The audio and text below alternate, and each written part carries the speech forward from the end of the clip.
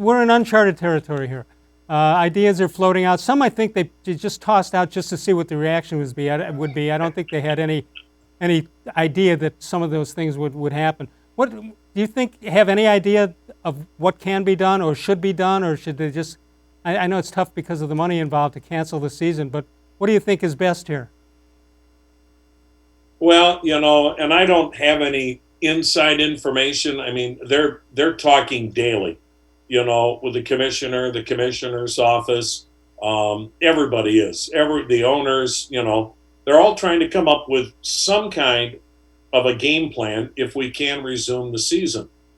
But I think, Les, we all know, you're not going to be able to do anything until we have a quicker way of testing people. Yeah. We're obviously not going to have a vaccine by, say, July, but what you hope is that you have a lot more tests readily available as long as it doesn't impact the general public. What you can't be doing is testing players and not being able to test people outside the playing venue because they don't have any tests.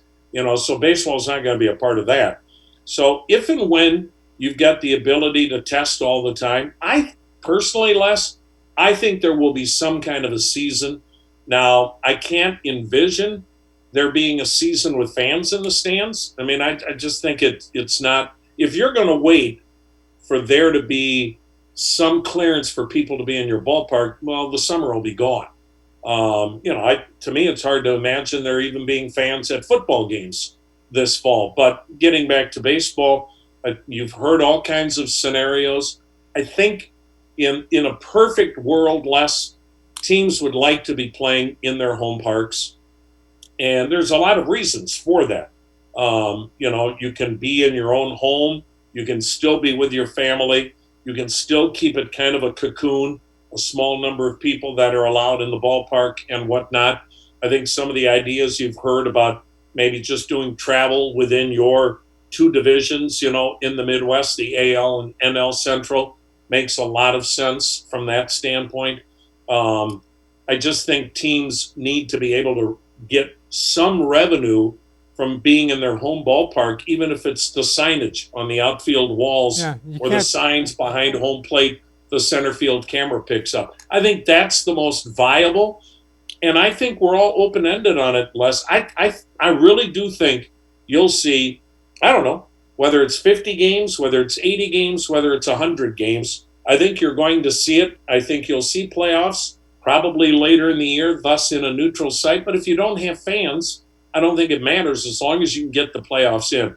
What you can't afford to have happen is this start up too soon and then have to stop. You've got to be able to make sure when you go forward, you can go forward to some kind of a conclusion, whatever it might be. And I think, Les, we'll see a lot of ideas thrown out there about how the game is played, too. This isn't a just because of the times. This isn't a political statement, but I think from a morale standpoint, whether it's 50 games or 60 games, even though that's not a legitimate season, I think we need it.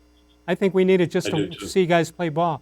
I said something a week or two ago that it would be ironic if the Indians win the World Series and all the games were outside of Cleveland, that Cesar Hernandez will never step foot in the city of Cleveland. Hadn't thought of that one. It's possible.